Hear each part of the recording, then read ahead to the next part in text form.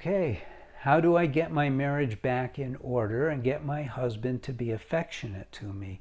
Now, these are people who actually write in, and you can too.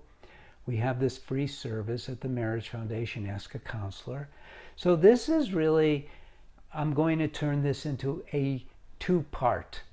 The first part is, how do I get my marriage back in order? Now, I am here to tell you that 99.9% of the people never had their marriage in order.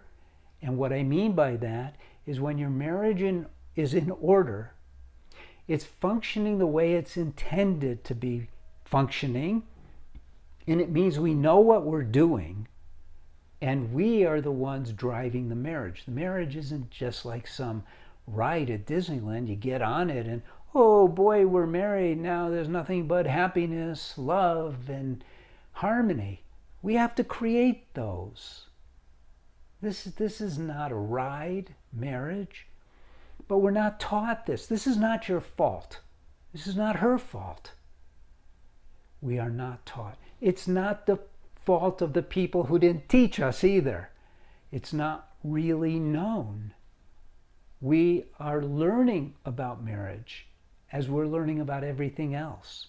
And as a divorce mediator, which is what I used to be, I don't come from the place of following the rituals of Western psychology, so I got to reinvent how to see marriage. And I think what we're onto is right. And thousands of people have taken our courses, and so they agree with me. We don't know how to be married. It's such a shame, because what marriage has to offer is amazing. Here's some points to prove what I'm saying.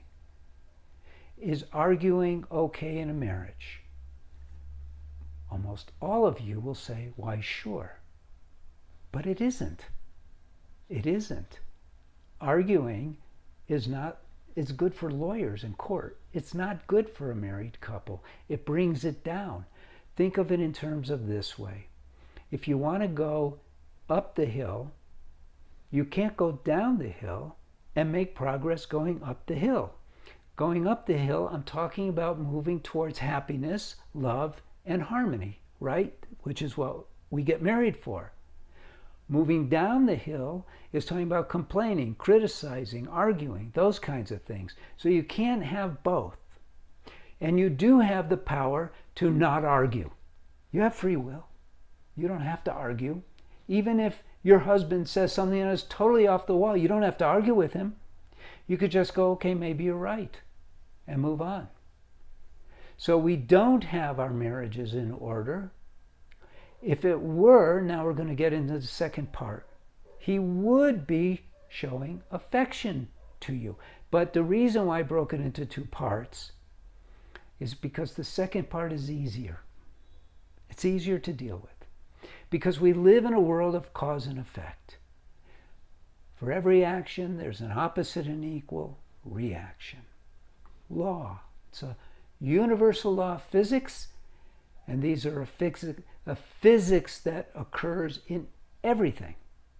So if you treat your husband really well, if you compliment him, if you show him affection, if you make him feel good about himself, and you can't be doing that at the same time as complaining, criticizing, arguing, and all that. You have to leave those behind. Men are sensitive.